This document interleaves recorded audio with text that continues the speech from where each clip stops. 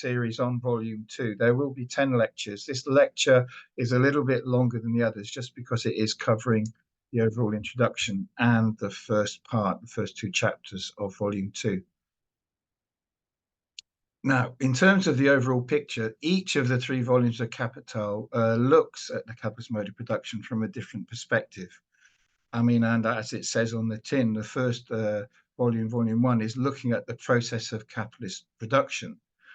And as I think all of you will know who are sitting in, but just as a reminder, what Marx does is he starts with commodities as the products of labor. And he reaches this point, which is the sort of simple circulation of commodities exchanged for money, which is further exchanged for another commodity. And Marx uses this as a point of contrast with the capitalist movement, which starts with money, is exchanged with a commodity, and ends up with more money. And this is very important in the structure of his argument, because then he has to explain that the only way you can end up with more money if there's 2 equal exchanges is something to do with the character of that middle commodity C. And that middle commodity C has to include a commodity which creates new value. And that's how he logically, if you like, comes to the necessity of capitalist exploitation of labor power. A labor which is available to capital as a commodity and which has the unique use value of creating more value than it itself has cost the buyer. So there we are. That's how Marx argues in volume 1. As you go through volume 1, it's really Marx's theory of surplus value. And what he does is he explains the different dimensions of it. And then what he does is he brings it together as a totality, a total picture, if you like, of a capitalist society as a whole, in terms of capitalist accumulation, which is also at the same time the reproduction of a class relation between capital and labor. And this is the general law. Now, what's interesting for our purposes is as Marx goes through toward the end of Capital, there's lots of points at which he points out that in the process of capitalist production, there's an inversion which takes place between subject and object. In other words, the producer of value, the workers, become objectified by the very process under which they're exploited. And this happens in many different ways, and he explains that quite a lot. So volume 2 is about circulation, which is, if you like, the forms of appearance of capital. Part 1 of volume 2 is very much about how capital changes its form as it goes through different parts of its own cycle. And so what Marx is doing here is he's deepening this form, if you like, of money, commodity, more money. And he's looking at the qualitative transitions which capital goes through in this circuit. Now, it's a qualitative change at each step, but the overall result, and it's a very particular characteristic of capitalist mode of production, is quantitative. In other words, that very important M prime, the prime means more money than was started off with. So it's like a quite quantitative results. The whole point is to end up with more quantity than was in money terms and started. So Marx is looking at individual capitals in part 1, and in part 2, he is also looking at how individual capitals move and circulate the capital. It's very much the case that in part 2, Marx begins to analyze directly time, how capital moves and circulates in time. And so that's a sort of a major dimension. So he's already looked at time in terms of the labor process. Now he's going to look at time again, but in the context of the circulation process. And the third part of volume 2 is, again, in a similar pattern to volume 1. He aggregates and looks at the totality of the capitalist mode of production, but this time from a different perspective, which is how capital circulates if you like, as a social aggregate. Now, there are different ways one could look at this, and the way that Marx looks at it is how capital circulates in the commodity form.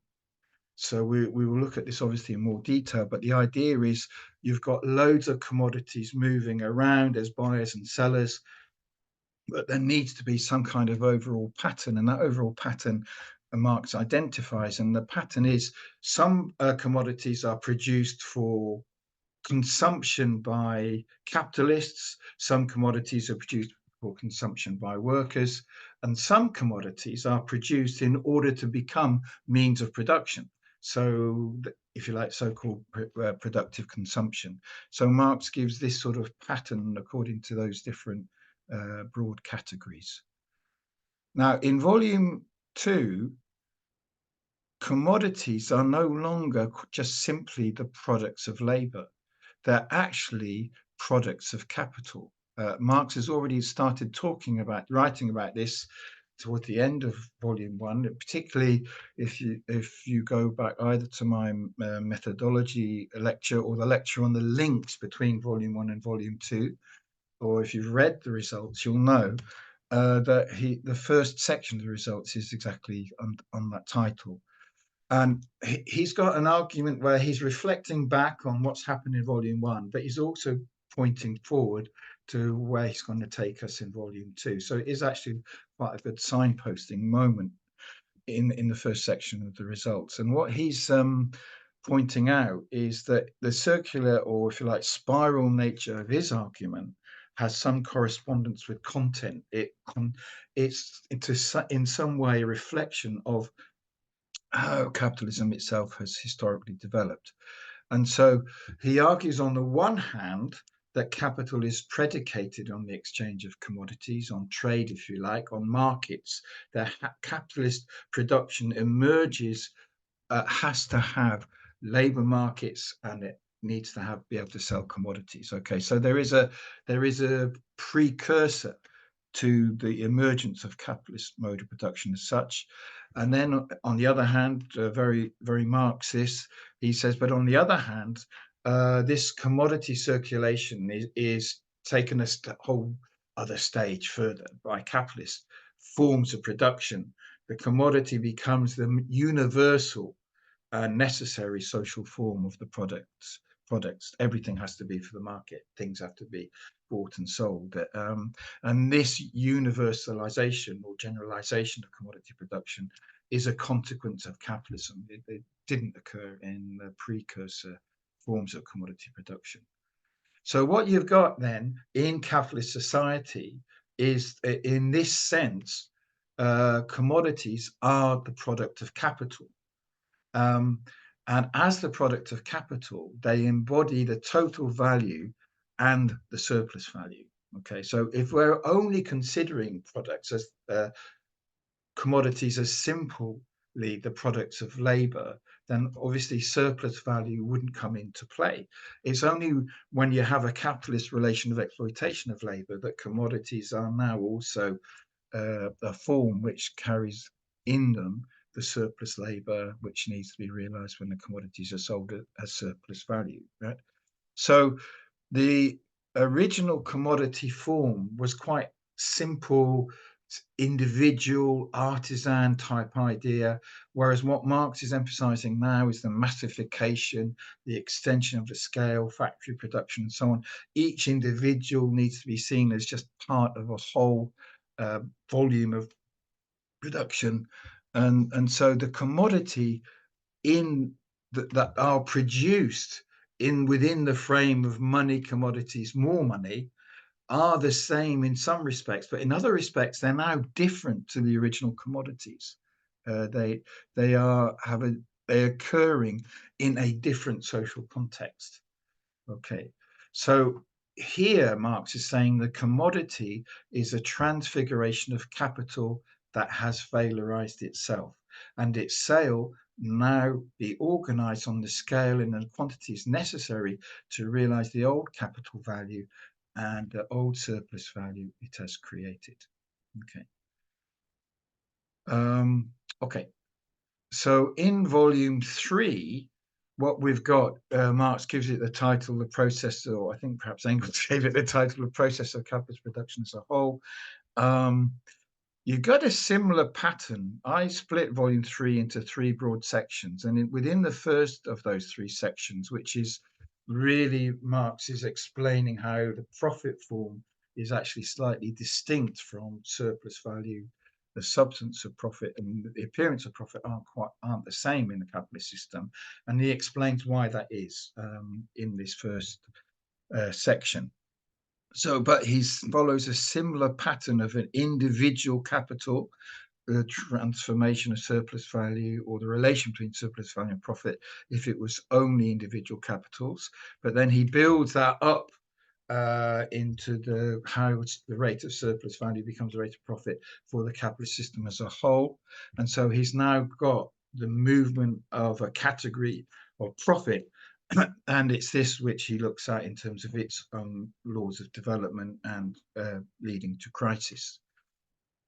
Now, what's quite important here is Marx starts with commodities, as he did in volume 1. He starts with the commodity, but now the commodity is different in terms of what it's representing. What it's not only representing value and use value, what the commodity is now is it's a product of, you may have been a bit worried when I keep repeating Marx saying the commodity is the product of capital, right? But if you look at when he gets to volume 3, it's clear that he hasn't forgotten that capital is only able to do this because it owns and controls the means of production and exploits labor. But what he's actually building towards is that the commodity in the capitalist system is not only use, value, and value, but it more specifically, it's a contradiction. It's the form of contradiction between being the product of labor and the product of capital. And that's the driver for this development that Marx develops about how surplus value appears as profit. But we're not going to do that now. But I think this is very important to understand why we need to look at volume 2. So I'm still reflecting on the overall trajectory of Marx's argument. There is this repeating pattern in the 3 volumes, which is Marx identifies an important concept and its contradictory nature at the level of an individual capital as sort of like representative of the whole. But then he builds this up and he transforms it, this initial determination, it's sublated through a series of mediations to being something which is more of a general tendency, or he would say law, for the system as a whole. So volume 1A, which is what I call the very first part, where we're looking at this value exchange, value money, is not only an introduction to volume 1, it's also an introduction and a slightly different sense in each of the 2 volumes to volumes 2 and 3. And once one begins to look at it from this way round, it's easier to see that the commodity form doesn't end with what Marx told us in volume 1, chapter 1. It actually goes through a series of successive determinations, which are all about how value and exchange value relate in the commodity form. And as Marx goes through these further developments of the concept of the commodity form, he's getting closer and closer to how it really is in capitalist society. And as he does this, a lot of the associated characteristics, such as the alienation, the distinction between abstract and concrete labor, the possibility, the tendency, the necessity of crisis builds up, becomes more and more determinate. And also, actually, his concept of fetishism changes and develops as the commodity, as a carrier of different social relations, as a social objectification of different social relations develops. So well, I'm saying all of this because now we can begin to see where volume 2 fits into this pattern, right? In volume 2, the commodity is no longer only a value form. It becomes a capital form. It becomes a form in which capital exists and moves, right? One way to think about this is Marx starts off with the commodity as the product of labor. He moves on, as we know, to see it as the product of labor exploited by capital. Now what he's doing is he's looking at it as the product of capital exploiting labor. Okay. And in volume 3, he's going to take, as I've already mentioned, that how surplus value the form in which surplus value appears in a capitalist system. Now, there is a sort of a broader point, which is how I look at capital, and how writers such as Marini in particular and others have looked at capital, is actually also begins to question some of the assumptions which Marx has made in developing this argument. And one of the key assumptions which he makes is that one of equality of labour in particular, which we will come back to, and not so much in volume two, but certainly in volume three. The reality is that not all labour powers, not all workers under capitalism are equal. Right? Now, this on the right, I'm just summarising what I've already said. So what we're looking at is in volume two, is a sort of a midway point, right, in the full development of the commodity form. And in volume two, the commodity is a product of labor. It carries surplus value. But if you like, the side of the relationship is being flipped, in that it's surplus value as it becomes appropriated by capital. So it's the commodity as a form of capital. All the way through, Marx never loses sight of the inner connection. The commodity form becomes more and more distant from its source, which is the exploited labor. As you go through, it becomes harder and harder to see the connection. The connection becomes more and more mediated and inverted, in fact, right? But Marx never loses the connection. What he does is he explains the connection. He explains how the essence comes out as something looking completely opposite to its true character. And that's this notion of false social value. Okay, so this is the movement overall. There we are, the volume two's in the sandwich. Two comes between one and three. Not a very great insight, but this way of presenting the structure, I think, is very helpful. I've adapted it from Chris Arthur's work. He's taken it in a different direction to me, I have to say. But what you can see here is rows and columns, right? So within each volume, there's the development of the argument, but there is also some kind of consistency of the nature of the argument methodologically.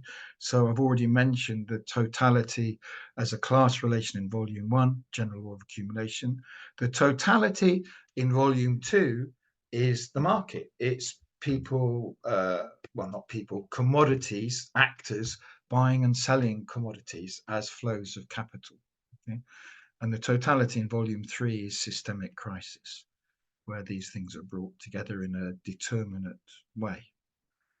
But we have to be mentally alert about this, because Marx doesn't signpost this overall argument in an overall sense. There are helpful pointers here and there. I've already talked about one of those. But in my interpretation of capital, it's important within each volume to think about how it relates to the original starting point. So as I've already mentioned, but to emphasize this, we have to be quite mentally alert. I don't think the commodity form should only be understood as value and exchange value. The more we go through, we have to be conscious of these further developments of the commodity form. Now, the first generation after Marx spent quite a lot of time debating volume two, actually, and volume three. Rosa Luxemburg, of the generation of Marxists known as the classic theories of imperialism, Marxist theory of imperialism by Luxemburg, she had a really conscientious project, which was to use capital to explain imperialism. And her approach was to look at the end of volume two, this question of the flow of commodities. And she argues that there's a commodity overproduction within the capitalist system. There's a superfluous commodities which cannot be absorbed by the buying power of the working class. And therefore, capitalism is always seeking a non-capitalist buying society, if you like, to absorb its surplus. And she uses this idea to generate a theory of imperialism. And so this is one of the sort of key points of development beyond Marx of Marxist theory of imperialism. So towards the end of this series, I want to look at Rosa Luxemburg's argument and some of the literature, assessing her argument. So that's one point we will come to, and this is why Volume 2 is of interest. Now, Marini's approach, his development of Capital actually touched on all three volumes. He developed, as is quite well known, the concept of labor superexploitation, which is really an extension of Marx's statement of his theory of surplus value. It's very close to Marx in a sense. I mean, it's giving a higher status to one of the ways in which Marx talks about surplus value being increased, which is lowering wages, basically. And Marini says, well, this isn't just happenstance. This is a structural and necessary feature of capitalism as it occurs in Latin America. So he's very conscientious about Marx's categories. He's very careful about how he extends Marx. He's very respectful to Marx in this regard. Now, what is also part of Marini's theory is that he does similar developments of Marx in Volume 2 and Volume 3. What Marini does in Volume 2 is in the same area that Luxemburg was looking at. And what Marini basically says is, well, these social aggregates of the movement of commodities, production of consumption commodities, production of the means of production, that's different in my part of the world, in Latin America, than it is in the imperialist countries, because over there you've got high technology, you're producing and exporting to us, whereas we in Latin America, we're producing raw materials, we're producing food. So what this means is he gives a further level of concreteness to these departments of production, and he says basically they're ruptured. In Latin America, there's a rupture between, there's no coherence, there's no harmony between the different departments of production. As it happens, there's a South African Marxist, Jose Yape, who developed a very similar position as well. I believe completely independently, but it's also worth looking at. Okay, so we'll look at Volume 2 also, therefore, from the perspective which Marini gives it. And while we're on Marini, we'll also, for the first time, as far as I'm aware, use his study notes in the reading groups. If people find them helpful, we'll use them fully. If you find them, we'll assess them basically. We'll see how helpful they are in the study groups. But certainly, they're a very welcome source. So you can see how Marini was very, very well read on the three volumes.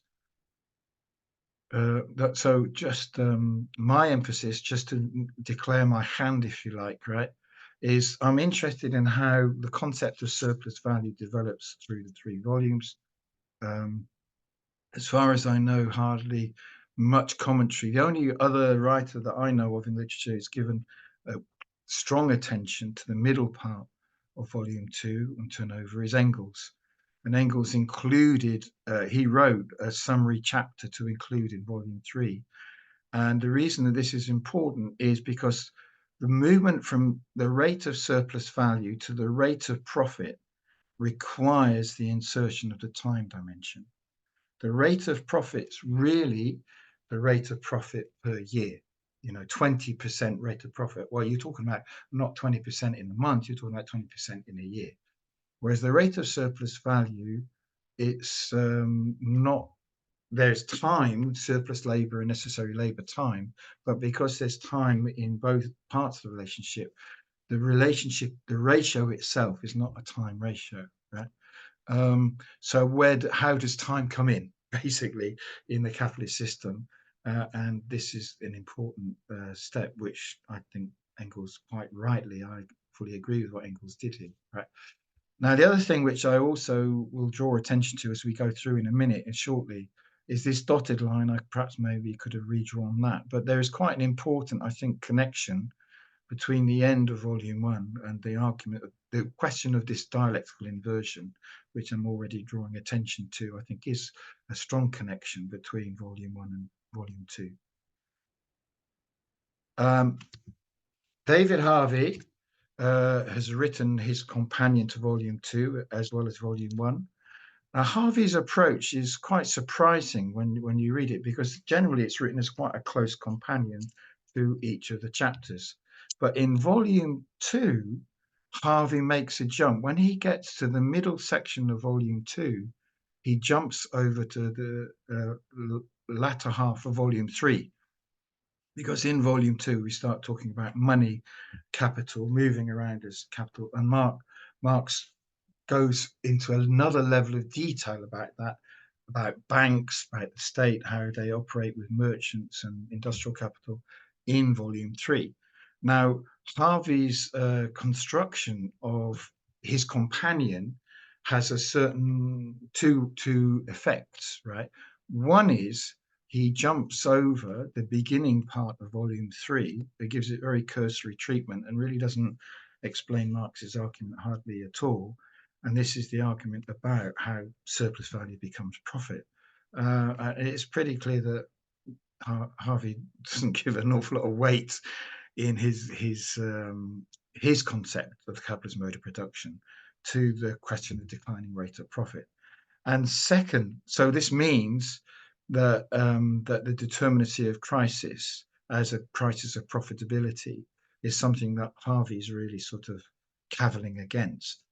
And what he instead does is he prioritizes the third part of volume 2, which remember Luxemburg also gave that special attention.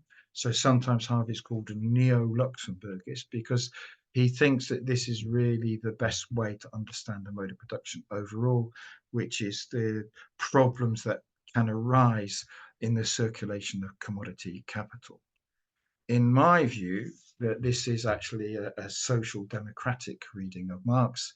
It's a sheep in wolf's clothing, if you like, because it lacks the necessary level of contradiction. If you're just talking about circulation of capital, it's able to be overcome by policy fixes and neo-Keynesian type policies and so on. Whereas if you follow Marx's argument, in a sense, not only follow it, but if you like, go along with it, then there's a much more deep structural problem which can only be overcome by overthrowing the mode of production itself. Okay, so moving on then to the volume 2 itself. You'll recall this idea of MCM dash. So that's just a formulaic way of expressing the overall circuit. Marx starts off with a circuit of money capital, so he's interested in starting with money, going into commodities and ending up with more money. But of course, he rightly, this introduction of P dot dot dots will explain, but this is production. I mean, in other words, you're not going to get commodities with more value than you started with without capitalist production. Now, what Marx says, he does explain where he's taking us as his readers. He's saying, okay, well, in volume 1, I was looking at capitalist production process, and I only really looked at the circulation of commodities and money insofar as I needed to explain the production process. But they are of significance in their own right in relation to the movement of capital overall, and that's what I'm going to be looking at now. Okay, so he is going to be covering similar levels of abstraction, although he doesn't give a lot of examples. I think that's just because of how far he got in writing the work. But he is going to cover similar levels of abstraction, but from a different perspective, right? Which is he's going to be looking at capital in circulation rather than capital in production. And the key idea here, which Marx uses is sort of like an overall metaphor, is metamorphoses. So capital will move through different forms.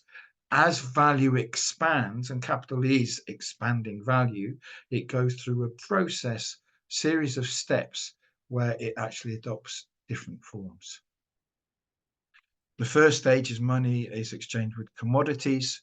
The commodities are two types. There's labor power and there's means of production. So Marx extends his notation, MC, and then he shows that labor and means of production, the L and the MP. Okay, so we're in circulation. Capitalist has got a sum of money which he wants to invest in production.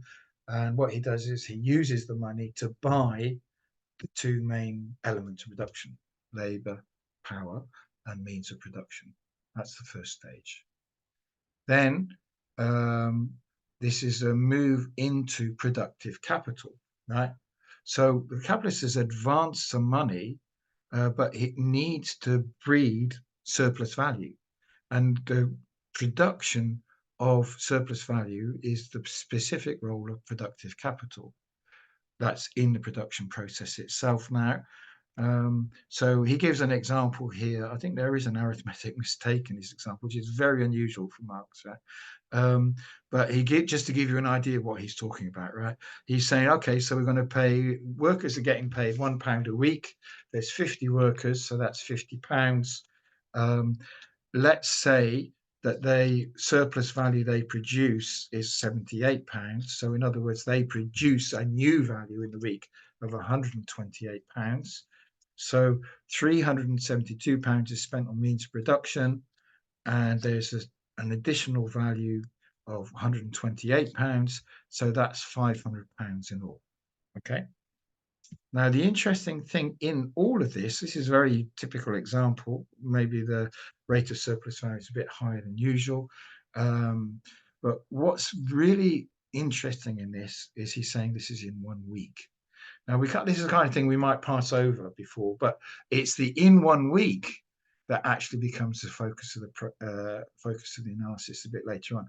Because if a capitalist can make £78 in 1 week, then that would be a sort of a profit rate of whatever that turns out to be, about 16%. But think about it, if he can do this 50 weeks of the year, then his profit rate is going to be enormous. Okay, so the time aspect of how quickly surplus value gets turned into profit is very important.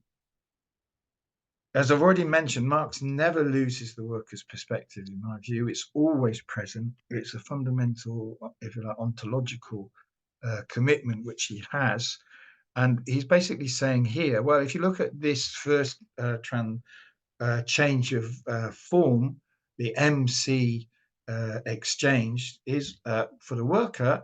Okay, so I'm getting a wage. So I'm exchanging my labor power for money. And with that money, I'm going to buy some commodities. Okay, so this actually for the worker is not MCM prime, it's CMC. Okay, it's in that form. It's not going to end up with more value than they started with, right? It's just an exchange using money to exchange one commodity of equal value for another.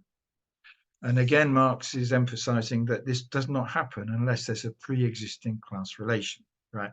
So this is not money as such, it's money as capital. And for money to function as capital, there has to be a class relation where labor power is available in the labor market to be bought and told what to do. Okay. Marx spends quite a amount of time on this. I mean, he says there's two types of mistake that can be made. You can think of money capital just as money, or we can think of it just as capital. The point is it's money capital, it's capital in the form of money. And he explains this quite a lot in terms of money can only be capital if there's this underpinning class relation. It's a precondition, if you like, for money to be capital.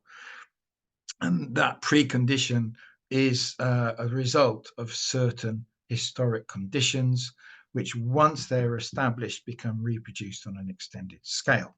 So this is a theme very much from volume 1, which he's also including in his starting point for volume 2. Okay, and it becomes normal. Everybody understands this because it's common sense that if you want to earn a living, you've got to go out to work and you've got to find a way of getting a wage for your time. He also points out that again, it's a similar point to I've already made, but these sort of points Marx comes back to time and time again. He's saying the circulation of commodities is a stepping point, point of departure for capitalist production, but also as soon as capitalist production starts, then in particular international trade expands massively. It's a huge push factor for the expansion of international trade. So we've had money exchanged with commodities. Now we're in the next step in this cycle, which is actually in production. And Marx says this is productive consumption. The labour power is put to work, the means of production are put to use. Okay, and so the point of the first stage is to get capital to the second stage. This is the function, if you like, of the first stage. Right? Now, Marx explains the dots are just from the point of view of circulation, production is a limitation. It's an interruption. I mean, if you were just thinking about circulation, you want to keep this capital moving as fast and as quickly as possible. Even though production is the source of surplus value, from one point of view, it's a certain, not exactly an obstacle, but it's a hurdle to pass over quickly in order to get onto the accumulation of capital again, right? So in this context, capital buys labor power. So labor power becomes an element of capital. Remember, he talks much more in volume 1 about variable capital, but that's the idea. It's an exchange which gives capital control of the use value of labor. The use value of labor power is put to work. Okay. So in that sense, and always I would say in that sense, then the product of labor is also the fruit of capital. That's what Marx is saying here, right? So it's being performed for the capitalist. So the capitalist is not only gaining the benefit of this, is actually, if you like, the prime mover of it in the first place to set it in motion. And I take this diagram, I mean, from my lectures in volume 1. I mean, Marx actually says very little about the production process as a labor process. All of his attention in volume 2 is really on it as a valorization process, as a process which ends up producing surplus value. Okay. Okay, so we've got commodities. Now, the value of the commodities is also C prime, meaning there's more value here. So this is commodity capital. There's more value than we started with. We're now talking about £500 worth of yarn in this example. Standard example Marx uses time and time again, the spinning of cotton yarn. So what we've got now is a pile of yarn which has been produced. It's not yet sold, but it is in a material form, but it is also a value form of capital, right? It has a value of £500, right? So in commodity form, capital now must perform commodity functions. And the function of commodity capital is to sell the stuff, because actually the next step is to transform it back into money. So we're now into the second exchange, which is not the purchase at the beginning, but the sale at the end. Okay, so we've got all this yarn. Needs to be sold for £500. Now, if you looked at this on its own, this is an equivalent exchange. You've got £500 worth of yarn. It's exchanged for £500. A capitalist gets in their hand £500 of money. Okay. But if you put it in the context of the overall cycle, it's more than that. It's not just carrying the value of the yarn as an expression of the original inputs. It's also carrying the surplus value, which was added through the unpaid surplus labor. Okay. Marx goes through this a lot, by the way. As you know, he's very methodical. But just to emphasize this, it all comes down to the money. Okay. That's what he's saying here. At the beginning, we started off with we didn't. The capitalists started off by putting to work the material elements of production, which he paid for with £422. Those elements of production used by the workers meant the workers produced an additional value to their wages, which was a further £78. And that means that's realized when yarn is sold. So in a way, it's just really basic. But what Marx is explaining behind all this common sense is how does it come about? Okay. But in the end, it is actually very simple money, which is breeding more money. That is the abstract of capital. So the commodities do have to be sold. If they're not sold, capital has got a problem because it's got all this commodity capital which is tied up. And if it's tied up, if they're stuck in the warehouses not being sold, then things will be grind to a halt. So the stuff has to be sold. Okay. So the transformation of the commodity form to the money form is the first time in which surplus value appears, okay, to the world. That's how it appears, right? It doesn't appear as an amount of labor. It appears as a commodity which is being sold, and oh yes, there's a profit. Okay, so this profit is more money than the original money. This is now to our M prime. In the end, Marx summarizes this as money that has bred money. Okay. Then he goes over the circuit as a whole. I am quite conscious of how much detail I'm giving you here. You'll find a lot of detail in Marx, so I will just summarize it. Now, he's talking about industrial capital. Okay, he's talking about a series of metamorphoses, which are the typical pattern for industrial capital. He looks at a couple of exceptions, or not exceptions, really special cases, right? And he's interesting because he's actually very great deal of prescience in talking about the communication industry and transport industry. And what's being the use value is change of place.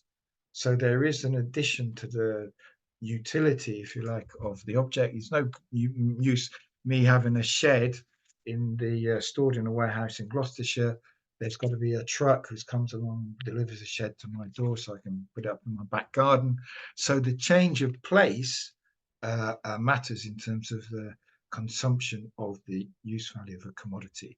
So transport industry adds value, Marx says, in terms of bringing goods to the market. Okay. There we go. Now, industrial capital is the only mode of existence of capital in which not only the appropriation of surplus value or surplus product, but also its creation is a function of capital. It thus requires production to be capitalist in character. Its existence includes that of class antagonism. Marx, in his summary, makes this. He doesn't expand on it because he assumes that we've got all of this from volume 1. Okay, so this is the process overall. A bit more detail. You see, he's saying you've got more. The value of commodities has increased. The value of the money has increased. And he looks at this from each of these points. Once the capitalist has got the money again, there's no necessary reason that it should be reinvested in the same production process. They could invest it somewhere else and expand their capital in a new industry if they were able to and found it profitable to do so. Right?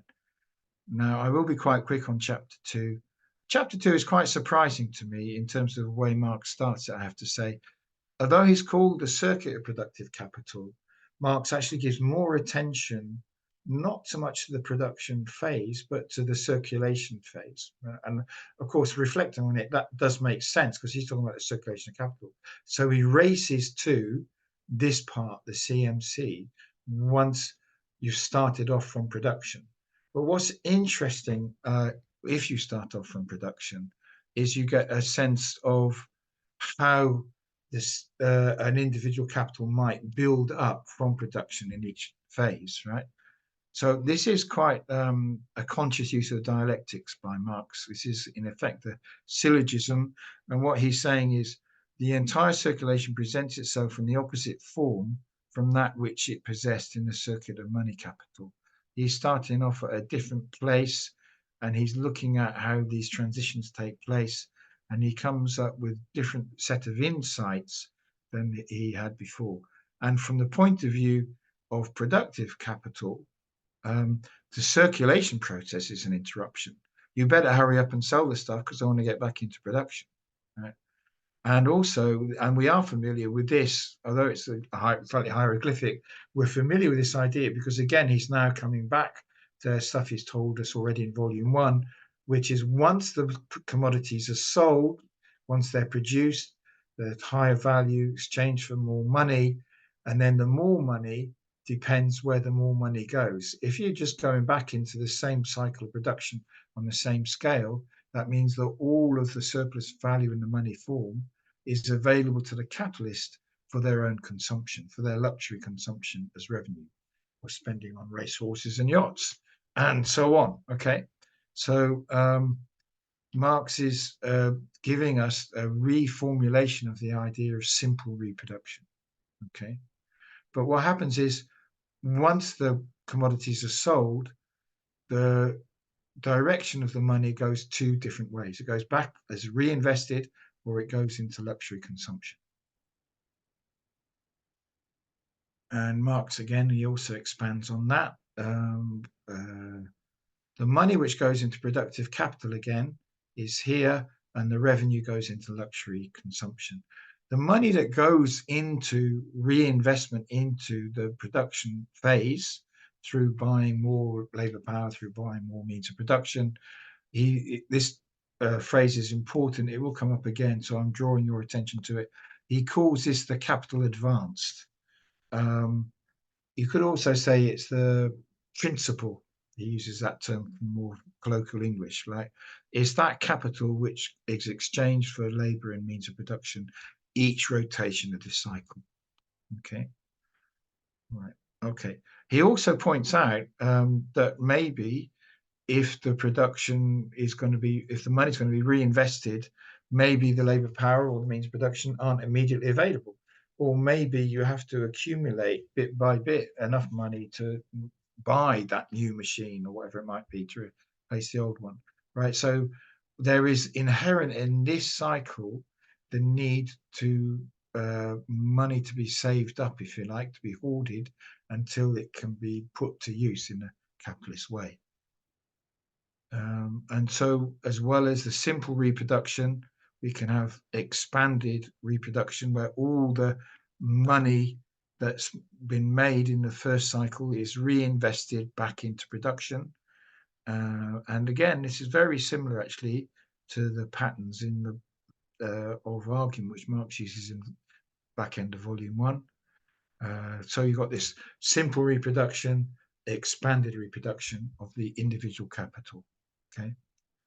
Now, what Marx points out, though, is that if you're talking about expanded reproduction and recalling the theme which he's given us in volume 1, as social productivity of labor is increased by capital, so the organic composition of capital will increase. So it might be that the elements of investment between labor power and means of production change. They won't be the same in the second cycle or the further cycles as in the initial cycles. And I'm really close to the end. This is the last slide in terms of the presentation of content. This is not exactly ending with a bang, I have to say. Marx comes back to this issue of money accumulation quite a lot. He's reinforcing what he's already told us about the need to repeat, potentially selling bit by bit in order to accumulate for the capitalist sufficient money to reinvest in production. So money is getting stored up all the time. Maybe they put in a deposit account. Maybe they have a treasury function where they can use the idle cash in a way which is no longer idle but invested in short-term bonds or something. And over and above that, Marx says they will also need a reserve fund for contingencies. Maybe they can't sell their commodities quickly and they're going to need some extra money to keep the process moving. Okay. My reflections on this are, it is all about movement and process, but it's not the movement of an automaton, right? There's a retention in this treatment by Marx of the idea of class relations as necessary condition. Secondly, it's very interesting that it's actually the unit of analysis in these two chapters are not money, production, commodities.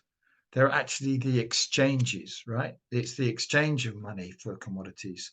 It's production seen less fully, but it's implicit certainly as the exchange of living labor for under the command of capital. And again, at the end, it's an exchange. The commodities are sold for more money. Okay. So you've got a movement through this process of a series of exchanges. Also, Marx is looking at material and value relations as he goes through. He's developing the functions of money now. I mean, he talked about functions of money. Remember,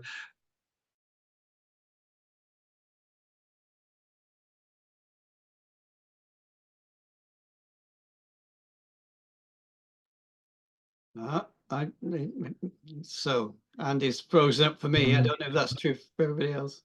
yeah, is the main. This is the last point. Yeah, this is the main movement. It also preservation in different forms of commodity, money, commodity. Okay, and so this is a very conscious application of dialectics by Marx to develop the whole. Okay, yeah, I know I've been quite full on time. Thank you very much. That's it. I'll stop sharing and end. Okay, brilliant. Thank you very much, Andy. So I've lost track of the time actually, but I'm sure we've got plenty of time for discussion. So off you go.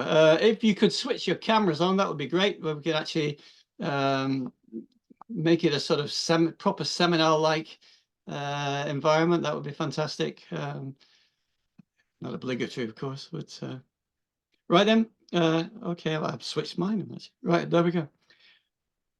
Any thoughts, reflections, questions? I know there was one in the chat, Andy. Perhaps we could kick off with that whilst we're let me see if I can find it.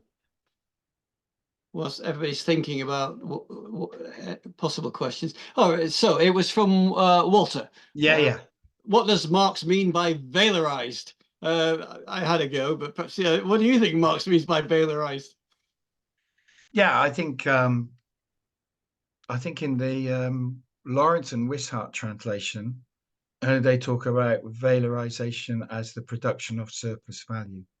Okay, it's the process of producing surplus value. So when capital is valorized, it's the process of it being expanded, it being added to. Okay, so Marx talks about valorization and he talks about self-valorization. And I think, I can't remember the German term, but there is a distinction in the German between those two, right? And of course, that is the whole thing that we're playing with here, right? Because you can, I mean, it's true to Marx that he does use self-valorization quite a lot. And that would be like it's capital's relation with to itself. So where is the other that is the source of this additional expansion, right? But if you're talking about valorization, then it gives it a stronger connection with, well, there has to be another, and that other is exploited labor. It's exploited labor, which is the substance which then becomes valorized into capital. Okay, thank you very much. So, Walter, are you happy with that? Oh, well, yeah, you've raised your hand, so go on. Okay. I should have asked, rather than what does Marx mean by valorization, but what does the translator mean by that? Because as I recall, this is from a very distant memory of decades ago. That's in the Penguin version, but in some previous other version, I think the term was the self-expansion of capital, as opposed to the valorization. And that would fit with Anthony's response. Yeah, I think you're right, and I think that might well be true. I mean, I find that that corresponds to the idea of self-valorization. But I do think, well, in the Lawrence and Wishart, which I have checked, but a while ago now, so it could be a false memory. But I think they tend to use, where Marx used valorization in the Penguin edition, they translated that as the production of surplus value, because then it brings in the other subject.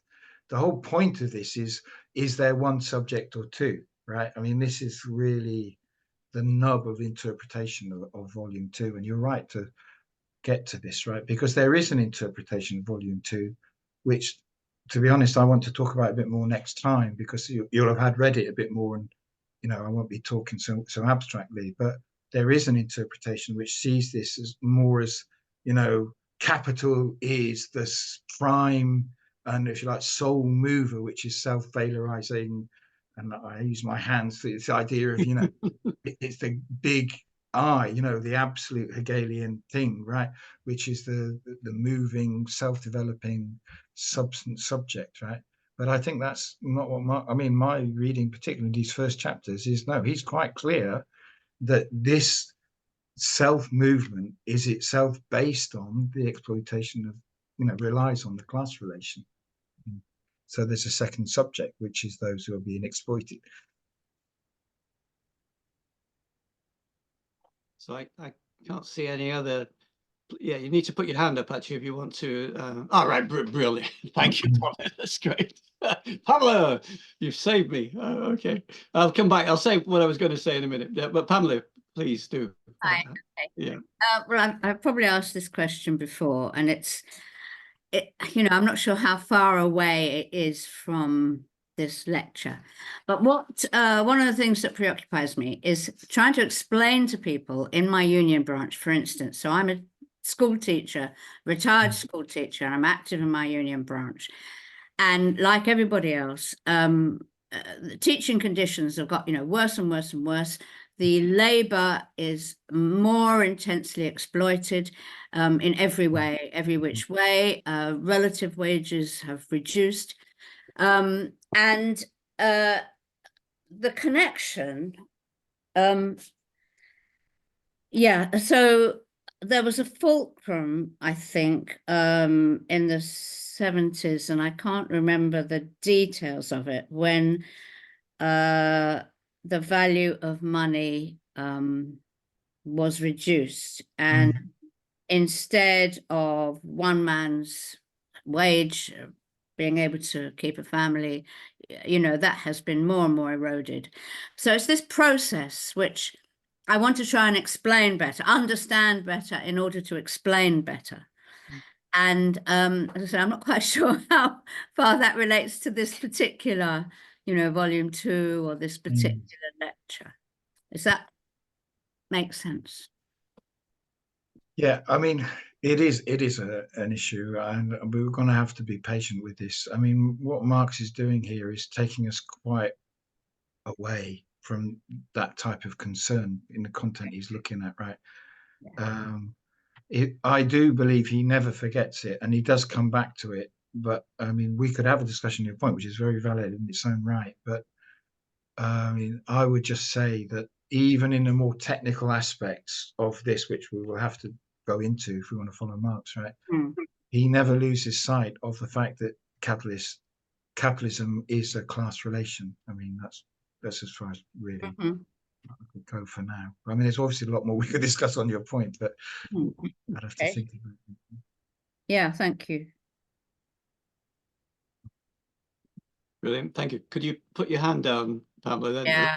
that won't confuse me. I mean, if anybody else wanted to come in on that, I mean, I'm very happy. I'm just thinking into. Well, so I have to confess, I'm a Guardian reader, so I apologise for that. But there's a very good article this morning in the Guardian about global wealth inequality, because the World Economic Forum at Davos is about to come up, isn't it? And so the article is drawing attention to the fact that 5 billionaires between them own half of all the total wealth in the world. So I know this is all very abstract and theoretical in Marx's Capital, but I don't think it's that difficult to actually connect it to sort of what's going on in the world around us. And that's presumably what Pamela's asking for. And hopefully the lecture series will provide it. That's sort of... Yeah, thank you. That's much better. My answer. So, oh, sorry, William. Yes, thank you, William. William Jeffries. Oh, hi. Thanks, Andy. Enjoy as usual.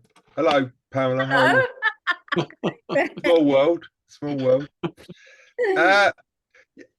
Just a little comment about you know, the necessity of labour, if you want to put it like that. I think because there's another alternative reading of this, which is the kind of, I suppose you could say, mechanical materialist Schraffian interpretation where it's just viewed as the circulation of material things rather than the circulation of labor. And I think the question there that Marx deals with is that things change. The point is that use values change through the process of production, and therefore they're different as inputs, different as outputs, and different between the buyer and the seller. So there isn't a universal unit of use value, of utility. This is very, very important, because all of the kind of critiques of Marx, which purport to be based on a version of, like Schaffer, for example, is purported to be based on a version of these schemes of reproduction, and nothing of the kind, because they don't have a unit. This is so if you look at all of those physical versions, that they assume that inputs are physically identical to outputs, which is clearly absurd. And in fact, Marx deals with the kind of typical example, which is wheat. And he says, even in the production of wheat, you still have fertilizer, you have food for the workers, you have trucks that you use to carry the wheat, etc., etc. So there is no identity between the input and the output. This is a very, very important point to make, that there isn't a unit, a physical alternative to labour, and therefore the reason for saying it's labour is very straightforward. There is literally no alternative that it can be, and I think that's a very important point to make, because once you've established that, then I'd say 90% of the criticisms of these schemes simply fall away as being nonsense, because they don't have a unit. The other thing to say is, in terms of the capital advance, this is a very important point, and Andy kind of mentioned about turnover, because the point about turnover is that if your capital turns over many times in a year, it functions as being a bigger capital. In other words, it generates more surplus value, it generates more profits, and therefore you have a higher rate of profit. This is the significance of it. And in here, Engels later on draws this distinction between the annual rate of surplus value and the rate of surplus value, because if you multiply the rate of surplus value by the number of turnovers, you get a higher, obviously, rate of surplus value, higher rate of profit. This is a very important point to make, because, for example, in the widely used system of national accounts figures, they do not measure fixed capital advanced. And so we will have all seen these estimates of the rate of profit using system of national accounts figures, and they are totally wrong, totally false, from the point of view of Marx's method as he explains in this volume. It's a pretty fundamental point that all the so-called Marxist estimates of the rate of profit are totally bogus. You have to understand this, because they're not based on fixed capital advance. So just those two little points, but I do think he does explain this all very well, actually, in this book and in these parts. And okay, I'd say it's kind of boring because he didn't have the time to jazz it up like That's right. in volume one. I had all the jokes and the historical anecdotes and whatnot, so it is a bit dry, isn't it? I mean, I think it certainly is a bit dry. Yeah, it's fair to say. In terms of clarity, power of exposition, it's all there, you know. Brilliant. Thank you very much. Okay, let me just quickly respond, because Bill's made some very important points. I would say that Schaffer's known as the neo-Ricardian, okay?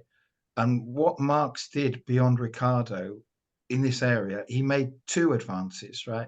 The first is the explained money, okay?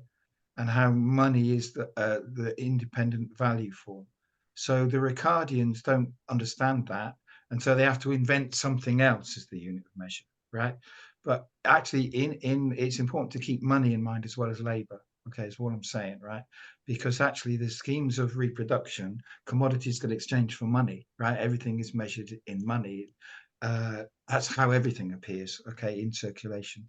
And then the other thing I would say is also, it's a bit technical, but Bill is getting into the substance of it, and I welcome that, right? What happens with turnover is that surplus value doesn't actually increase as turnover increases. What happens is the amount of variable capital that needs to be invested to get that surplus value decreases, right? Because what you've got is if you have 100 workers, and if the stuff gets sold quickly, you've still got 100 workers, but the capitalist doesn't have to advance so much capital to get the surplus value out of those workers, right? So this ratio S over V, the rate of surplus value, S doesn't change with turnover, but V gets smaller. So the rate of surplus value increases. But this is exactly the sort of point we'll come to.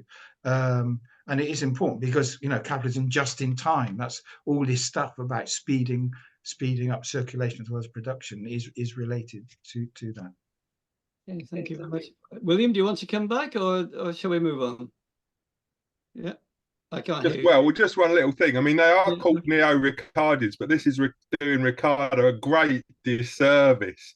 I mean, Ricardo was absolutely clear that labour was the measure of value. And this is what he says in page 1 of his book, actually. Labour is the measure of value, not wheat, not corn, not gold, not anything else, labour.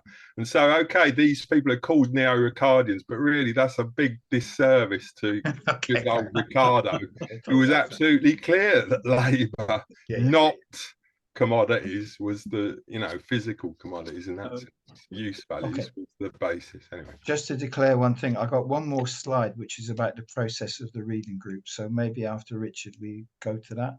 Yeah, okay. So Richard, you've been waiting patiently, so over to you. Thanks. Thanks for the lecture, really clear. I'm just curious, you said you adapted Arthur's diagram, and then you said that he went off in a completely different direction.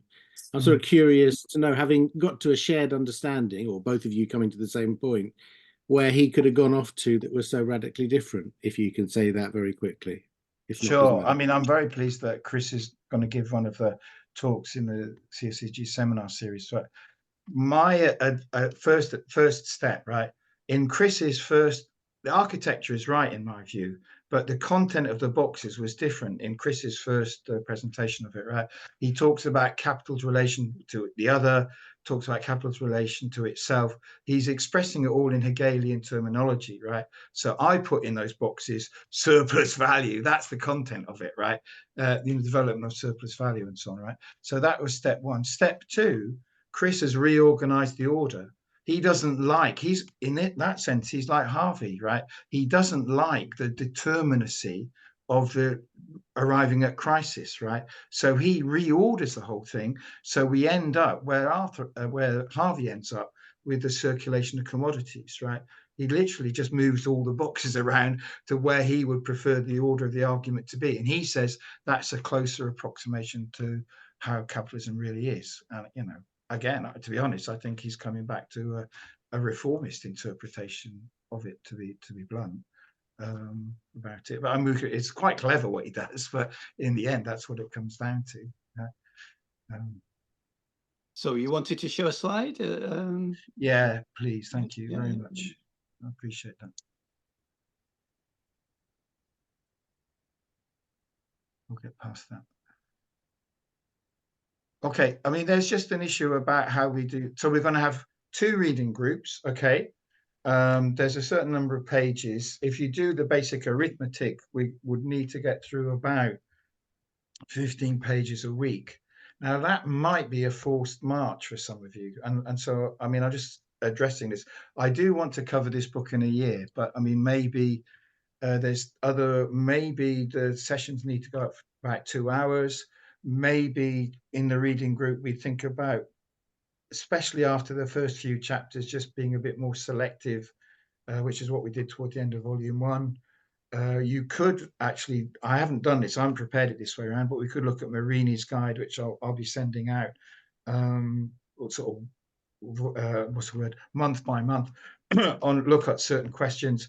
There's about 3 chapters which I think you could leave out if you wanted to, which is exactly kind of like what we're beginning to touch on with Bill, which is Marx is discussing how other authors have looked at the problems he's looking at. Or finally, we could just go beyond a year. So that is one issue that we're going to need to look at in the reading groups, right? The other one is the use of the Marini study guide. I'll send it out, and then I'm very interested to see what people think. Is it helpful? Is it not helpful? Should we use it closely or just use it as a sort of a background? Okay. The third one is, and what we need to get to, is communication. So there's going to be these two groups. There is also going to be a third group, by the way, in Spanish, but that doesn't concern us here. And so I kind of like need to know, I think, we need to know which one for now you want to join. So we're going to have like 2 lists for sure for each group, and maybe 2 WhatsApp groups or email list or WhatsApp group, because each group will sort of self-manage its progress in a way. But also maybe we need one joined up email list as well if you want to discuss the lectures or whatever it might be, sorts of points that have been raised now. So I just need to confirm. I would like everybody present here, if you want to join a study group, and if you haven't already done so, to email me. I hope you all got my email. We can make sure that you have, and let me know which of the 2 study groups you would like to join. That's what I wanted to say. Okay, brilliant. Thank you, Andy. Right. If you've got any views about all of that. Yes. Does anybody want to chip in, contribute, ask something? Thank you. Sorry. Who be you? A quickie. Oh, it's Tim, right? Is it Tim? I saw a slide flash up briefly that had a headline of bibliography. Yeah. When in the last sessions, you've given us quite a useful background suggested reading list that extends to other material. I'm sure some of that is relevant again here, but I don't know whether you intended to do that again, because it seems like we've recruited a few extra people. So a background reading list for people to extend the supporting reading. Mm-hmm. Should I just flip to that again and do it a bit more slowly? Sorry, did you do it at the very beginning today? I was late. No, I did. You're right. I jumped over it. So here we are. The bibliography is in 3 parts. Okay. One is, and it is selective, but it includes some discussion by a team of Greek comrades in particular, very interested in Soviet Marxism from a philosophical angle mostly. So I've included some of those references in terms of the overall structure and method. This part is more about works which will help on labor superexploitation and capital. And this one is it's not so extensive, but I've looked at Harvey a bit and Ernest Mandel, Heinrich, and sort of more specialist discussions of volume 2. So everybody will get these at least. Great. That's good. Thank you very much, Andy. So presumably people will access that through the recording. I get yeah. Okay. I'll send these PowerPoints out to everybody who I get an email from saying in the study group, right? You'll Okay. get this. Yeah, terrific. Right. Okay, Amanda, you've been waiting patiently, so over to you. Oh no, I think your microphone is switching on. Hi, can you hear me? Yeah, that's okay. Yeah. It does. I'm wondering if you have a sense of how much time it took us to get through volume 1, because a year seems a little tight to me. Secondly, yeah, just following on from Tim, I mean, I think we're both kind of pack rats. So as soon as you see a reading list shoot up there, I think it might be a good idea to continue the archive that we started with the Marini stuff with some of these, but also maybe pop up the PowerPoints. I don't know if you're able to do that beforehand like you did with volume 1, because I need to have a hard copy so I can make notes as you're going on. Yeah. But the main thing is, sorry. No, the main thing is the length, the amount of time we're working with. Okay, thank you. Yeah, I mean, to be honest, it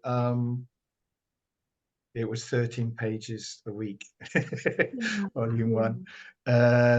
So I'm up in the ante a bit, asking for 15 pages a week. So I know it's a bit more pressure, and you may not want that pressure. So we'll have to look at it in the reading group. But I do think, to be honest, especially give it a month, right? When you come to chapters 3 and 4, I personally wouldn't think this need to read them all out aloud line by line. I really don't. But I mean, that's the view I take. It might not be your view, right? You might want to do it like that. So we do have to sort of like, work through it for a bit and see where we are. That's what I suggest. Yeah. Okay. So Virginia, you have your hand up. Over to you. I do, thanks. I just simply wanted to know whether that bibliography is not already contained in the slides that you sent out. Yeah, it is. I mean, if I post a slide, I don't particularly want to take on another format for it. I mean, I'll put the bibliography on the slides, and that they should be available to everybody. Yeah, so we have them already. Yeah. I mean, if somebody else wants to. No, I was just saying we have them already, basically. Yeah. Okay. I don't know if everybody who's here was on that list, though. There were 27 people on the list, right? Yeah, we need to build the list. That is the point. Everybody here, if you want to be in a study group, please email me, and we'll need a new list basically for the volume 2 study list. So everybody there will get access to the PowerPoints and whatever else other materials people might want to send out. If that makes sense. I mean, that is crucial. I don't know another way to do it, to be honest. I don't want to keep carrying forward old lists, which aren't really what people want to do this time round. Oh, that's fine. Okay, any more comments or questions? Amanda's just posted something in the chat. Yeah, Mariam's point is a good one. Okay, so one of the things we learned from doing volume 1 is it was too much to have a lecture and a reading group in the same week. Okay, that's too much time for people. So there will be a Monday lecture about once a month, and then in the intervening weeks there'll be a reading group either on a Wednesday or a Sunday. Okay, so today's the 15th. The first reading group on a Wednesday won't be this Wednesday. It will be in 9 days' time. It will be on the 24th. Okay, 6:30 on the 24th, and then the first Sunday reading group will be on, I think it's the 28th, 9 a.m. on the 28th, if that makes sense, right? In 13 days' time. Okay, and then they will go weekly until the week of the next lecture. And what I've done is I've calculated the lectures of about 60 pages, 4 weeks in between, sort of thing. Okay, thank you. And Richard has posted something. Well, why don't you just say it, Richard, rather than post it? Where are you? Yeah, no, it's just I think as you were going through, Andy, you said that your possibly unique focus on volume 2 was to pay a lot of attention to time within it. And I just thought I'd point out that Karshedi makes a big deal of time in his writing. Just thought I'd mention it. I'll take that point. I mean, I haven't checked with Karshedi. If I said unique, I didn't. I mean, I'm following Engels on this. I thought I should have said if I didn't. No, you did say Engels. You didn't. I'm picking you up a little bit. Yeah, no, fair enough. No, but I think that the second part of volume 2 deserves quite a lot of attention because of its importance for volume 3. So yeah, if Karshedi says that, great. I agree with him. Okay, thank you, Richard. So, any more? Richard, do you know that? What is that reference, by the way? I'll definitely follow that up. It's he's talking about ontology and an upgraded ontology for Marxism and epistemology. He covers a lot of it in chapter 5 in the book with Roberts. In the Roberts book. The Prism in chapter 5, okay. With the standalone paper. I'll send you the standalone paper. Yeah, absolutely. We'll include that. Thank you, Richard. That's helpful. Stuff like that we'll keep including. Brilliant. Okay. Exciting stuff. Huh? Well, I'll try and think of some illustrations. Well, perhaps we should call it a day then. Thank you very much, Andy. That was great. And everybody if you could sign up, if you're interested, that would be great as well. You clearly do need to do that. Thank you very much. And if there's nobody else wants to chip in, let's call it a halt for the evening. And thank you, Andy, in the usual way. Thank you. Thanks. Thank you, Andy. It's very much this one is very much going to be a common team project, believe me. Okay, signing off. Good night. Yeah, The best.